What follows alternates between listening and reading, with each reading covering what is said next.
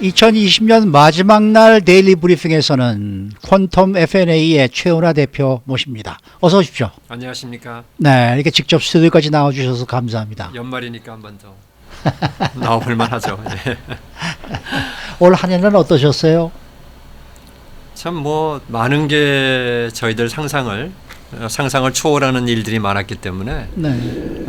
특히 저같이 이제 이렇게 생각형 사람에게는 그 생각할 일이 참 많았죠. 네. 그러다 보니까 이제 과거에 읽었던 책도 다시 보게 됐고 네, 또 네. 요즘 시대에 대한 책도 좀 보게 되면서 그 현자들 그러니까 현명하신 분들의 그런 그 가르침을 다시 좀 이렇게 보고 하니까 참 그 인생을 다시 보게 되고 네. 또 사회에 대한 그 생각도 바뀌고 네. 이런 한 해가 되지 않았나 그렇게 생각합니다. 정신적으로는 뭐 많은 것을 이렇게 그 더 두껍게 만드는 또 깊게 생각하고 네. 또 겸허해지고 네.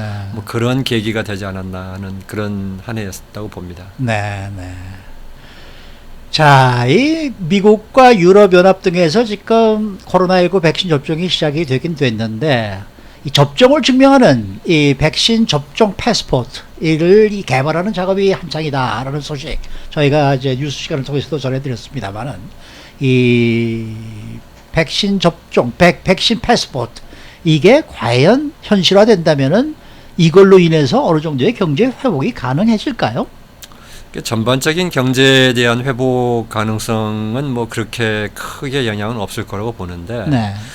지금 이제 아직까지도 그 어려운 산업이라는 게 결국 대면 그 서비스 산업이잖아요. 네. 근데 특히 그 국가 간 여행이라든가 항공편 이용 이런 부분들이 워낙 힘드니까 네. 이제 백신이 완전히 돼가지고 저희가 말하는 집단 면역이 이루어지면 이제 필요가 없겠지만 그 전 단계에서라도 좀 이러한 그 패스포트 같은 시스템을 만들어가지고 네. 부분적으로라도 좀 개방을 만들 수 있으면은 그 어려운 산업에게는 상당한 도움이 되지 않을까 네. 이제 그렇게 보고 있어요. 네. 전반적으로는 뭐 지금 항공산업, 여행산업은 뭐 거의 뭐 초토화되다시피 그렇죠. 했는데 네. 그 분야가 안 되더라도 경제가 지금 회복을 하고 있기 때문에 네. 대세의 흐름으로 봤을 때는 이것 때문에 좀 경제가 나아진다 하기에는 좀 영향이 적을 거예요. 그러나 이 인더스트리에 있는 분들에게는 아주 굉장히 큰 도움이 되지 않을까 이렇게 보고 있고 좋은 시도라고 보고 있습니다. 네. 네. 네. 그런데 그 지난 29일 캘리포니아 주정부가 중환자실 병상의 가동률이 지금 0%다 이런 발표를 하면서 스테이 앳 홈 명령을 거의 사실상 뭐 무기한 연장했다라고 이제 볼 수가 있는데요. 그렇게 되면은 LA를 비롯해서 남가주의 경제적인 타격이 굉장히 크지 않겠습니까? 네, 그렇게 이제 생각하는 부분이 충분히 있죠. 예. 근데 이제 그 반면에 네.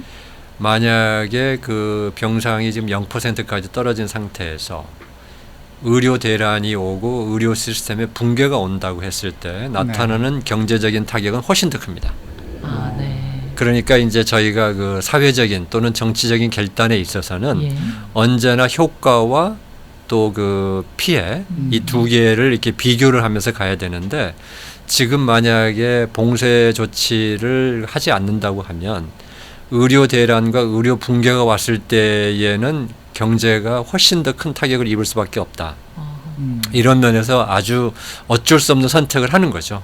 그래서 이제 물론 그 이쪽에 영향을 받는 뭐 식당이라든지 이런 부분들은 굉장히 또 뭐 기다리던 그런 네. 그 기대가 허물어지니까 굉장히 힘드시겠지만 반면에 사회 전체적으로 봤을 때는 그 이것이 더 어쩔 수 없이 나은 선택이 아니냐. 이제 이런 면에서 그 정치적인 선택을 했다. 이제 이렇게 평가를 하고 있고 예.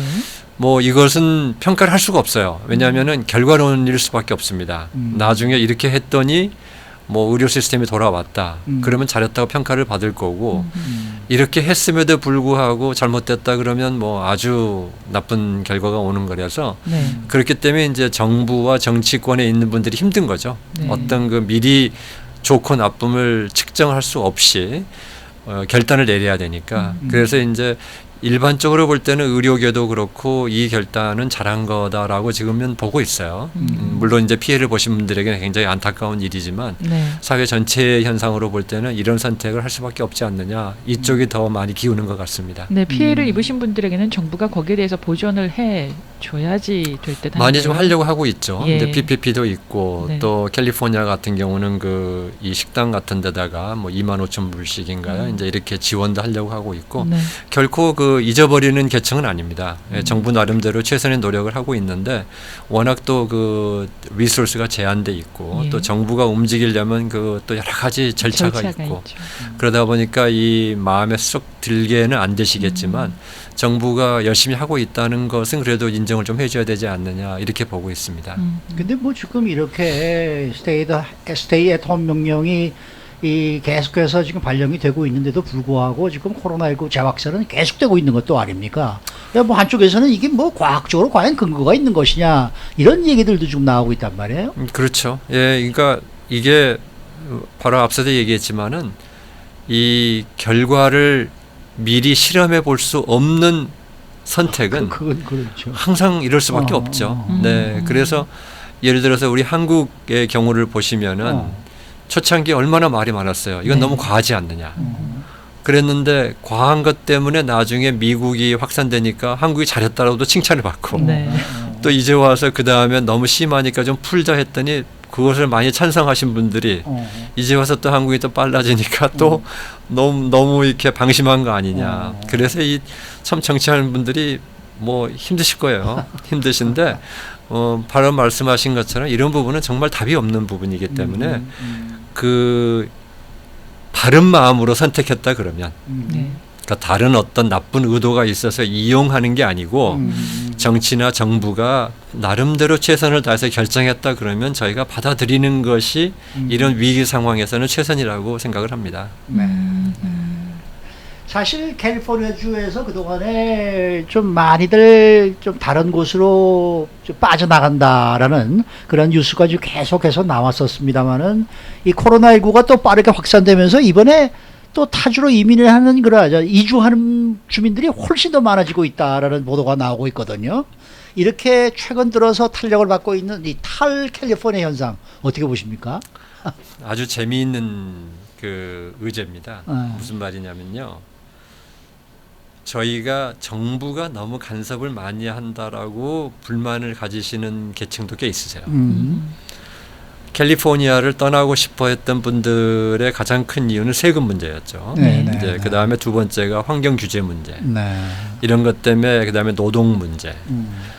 이런 것 때문에 이제 캘리포니아는 경제에서 사업을 하기 참 힘든 여건이다. 그게 떠나시는 분들이 많이 있는데 반대로요. 지금 이 백신 문제라든지 아니면 바이러스를 통제하는 문제에 있어서는 많은 분들이 정부가 더 역할을 왜 못하냐고 얘기를 하고 있거든요. 그렇네요. 그러니까 그렇게 본다 그러면 네. 우리의 이중성을 얘기할 수밖에 없는 거죠. 그래서 가급적이면 지금 탈 캘리포니아라고 하는 현상은 현재로 볼 때는 우리가 갈팡질팡하는 모습일 수밖에 없다. 근데 이제 그거보다는 근본적으로 캘리포니아가 사업하시는 분들한테는 여건이 불리한 사실이에요. 그래서 근데 이제 이것을 나쁘게만 볼 건 아닌 것이 만약에 우리가 캘리포니아를 이렇게 해서 규제를 하고 노동 문제를 지키고 그 다음에 그 세금을 올려서 좀 이렇게 나눠주고 뭐 이런 역할을 하는 것이 잘하는 모델일 수 있어요 또. 그러니까 이게 평가는 못하는 거고 결국 각 개인들의 취향인 거죠. 만약에 이런 게 싫어서 떠나신 분들은 떠나시는 거고 그래도 캘리포니아가 좋다 하시는 분이 있는 건데 이제 우리가 이런 상황에서 보면은 사람이 여러 가지 면을 막 복합적으로 생각하다 보니까 조금 혼선이 올 때가 있죠. 자, 그러면은 세계 경제로 한번 넘어가 보겠습니다. 자, 중국이 코로나19의 경제적인 여파로부터 예상외로 의외로 빨리 좀 벗어났어요. 그 어려움에서. 그래서 이제 2028년쯤 되면은 아예 미국을 제치고 세계 최고의 경제 대국이 될 것이다. 뭐 이런 예상을 했는데 영국의 싱크탱크가 예상한 거예요. 이 부분에 대해서는 어떻게 생각하십니까? 두 가지 측면을 저희들이 그 연구를 하고 있어요. 예. 하나는 뭐냐면요. GDP 기준. 예. 그 나라의 경제의 그 생산이라고 하는 그런 계량적인 측면에서 세계 경제 1위가 되느냐는 부분이 하나 있어요. 네. 또 하나는 그동안 미국이 세계 경제를 리드해온 지도자 국가로서의 그 경제 대국 1위라고 하는 개념이 있습니다. 네. 이 두 개가 같을 수도 있고 다를 수도 있어요. 그렇죠. 그런데 전자의 부분, 세계의 생산 부분에 있어서의 중국이 미국을 앞서지 않겠느냐고 하는 것은 거의 시간의 문제일 뿐이지 어쩔 수 없이 다가올 거라고 보는 것은 뭐 거의 대부분이 생각합니다. 그렇군요. 세계 경제의 생산에 있어서 가장 중요한 것이 뭐냐면 세 가지를 치는데요. 네. 인구, 식량, 에너지입니다. 그런 면에서는 과거 일본이 미국을 따라오다가 도저히 안 됐다고 하는 것은 뭐냐면 인구 면에서도 미국 인구의 3분의 1이고 그 다음에 식량도 미국보다 훨씬 못하고 에너지는 아예 없는 국가고 그러니까 그런 나라는 사업을 잘해서 성공해봐야 그 자리를 못 차지하는데 중국은 지금 인구 면에서 미국보다 훨씬 많고 예, 인구는 그렇고요. 식량도 만만치 않게 많고요. 예. 그 다음에 에너지도 꽤 많은 나라예요. 그런데 인구가 워낙 많은데 이 인구들이 지금 산업화되다 보니까 같은 만약에 1인당 국민 생산을 한다 그러면 중국은 미국의 4배 국가가 되는 거예요. 근데 그 말은 거꾸로 얘기하면 1인당 생산이 4분의 1만 돼도 미국하고 똑같아진다는 얘기죠. 그렇죠. 그렇죠. 네. 그래서 이것은 이미 언제냐의 문제지 될 거냐의 문제라고 생각하는 경제학자는 없다고 보셔도 됩니다. 네. 그래서 이제 이것이 있고 근데 과연 그러면 그동안에 이제 미국이 지난 그 2차 대전 이후에 세계의 경제의 지도자 국가의 역할을 했던 것을 중국이 가져갈 수 있느냐 여기에 대해서는 아주 거의 부정적이에요. 부정적인 이유가 뭐였냐면은 중국 국가가 가지고 있는 투명성의 부족 그 다음에 공산체제가 가지고 있는 그 인권이라든지 그러니까 다른 나라들이 본받기 힘든 부분들이잖아요. 본받을 수 없는 부분들이잖아요. 그래서 이제 중국은 경제 양에 있어서는 세계 1위가 되는 것은 당연한 거지만 그렇다고 세계 경제의 지도자가 될 수 있느냐에 대해서는 거의 대부분 부정적이었는데 네. 반전이 어디서 일어나냐면은 이번에 코로나 바이러스가 일어나고 나니까 과연 미국과 서구 세계가 그동안에 그 강조해 왔던 서구적 가치, 인권이라든가 그다음에 자유라든가 이런 부분들이 이번에 방역 문제에 있어서는 거의 맥을 못 쳐버린 거예요. 맞습니다. 그런데 좀 탄압이 있고 정부가 마음대로 규제하고 했던 중국 같은 국가가 지금 얼마나 거짓말일지는 모르겠지만 어쨌든 이걸 빨리 극복한 걸로 보이잖아요. 네. 그러니까 야 이렇게 되면 세계의 패러다임이 바뀌는 게 아니냐. 이제는 전통적인 가치라고 우리가 그동안 숭상해 왔던 자유와 인권과 이런 부분들이 그렇게까지 중요하냐. 이렇게 세계적인 위기 상황에서. 이러다 보니까 중국이라고 하는 그 국가가 세계의 경제적 지도자 국가가 될 수 없으리라고 믿었던 그 믿음이 지금 조금씩 깨지고 있어요. 그러니까 그 부분이 이제 앞으로 어떻게 될 거냐. 세계의 역사를 보면은 전제주의 국가가 세계를 지배하던 시절이 있었고 조금 더 개방적인 국가, 예를 들면 스파르타와 로마의 시대 같은 경우 이렇게 보시면은 우리가 항상 전제 국가가 못한 건 아니에요. 전제적인 그런 그런 국가가 있으니까 이번에 코로나 바이러스가 가져온 세계 경제, 정치, 외교의 지평에서 큰 변화는 그동안에 극복돼야 되고 없어져야 될 거라고 믿었던 그러한 그 전체주의 또는 집단주의 그다음에 전제주의 이런 부분들에 대한 가치관이 그렇게 나쁘지 않다라고 하는 그 틈을 열어줬다는 사실이에요. 그래서 중국이 경제 양면에서도 세계 1위는 당연히 될 거지만 경제 지도자 국가가 될 수 있느냐? 그럴 가능성이 조금 생겼다. 이런 면에서 이제 그 영국에서 얘기하는 그런 부분들도 이 중국으로의 패권이 넘어가는 게 아니겠느냐. 이제 이렇게 볼 수도 있다. 그래서 이제 미국이 그 이번에 바이든 대통령이 되고 나서의 미국이 큰 챌린지가 뭐냐면 바이든 대통령이 연세가 많으세요. 네. 그렇죠. 네, 그래서 미국은 내세울 게 이제 그러한 가치관을 지켜야 되는데 바이든 대통령이 연세가 너무 많다 보니까 이 부분에서 조금 그 시간이 없지 않느냐라는 그런 점이 이제 앞으로 민주당이 해결해야 될 부분이고 이것을 잘 지켜나가면 미국은 양적인 면에서는 중국에 밀리지만 그 세계 가치관과 세계 경제 질서 면에서는 미국이 항상 1위를 유지할 거다 이렇게 지금 그 예단을 하고 있습니다. 예상을 하고 있습니다. 네. 오늘 뭐 시간이 다 됐는데요. 나머지 이야기들은 이번 주 주말에 방송이 될 위켄드 스페셜에서 좀 더 자세히 전해드리기 주시기 네. 부탁드리겠습니다. 네, 감사합니다. 오늘 말씀 대단히 감사합니다. 감사합니다. 그리고 새해 복 많이 받으십시오. 네, 새해 복 많이 받으십시오. 네. 자, 지금까지 FNF 퀀텀 FNF의 최훈아 대표와 함께했습니다.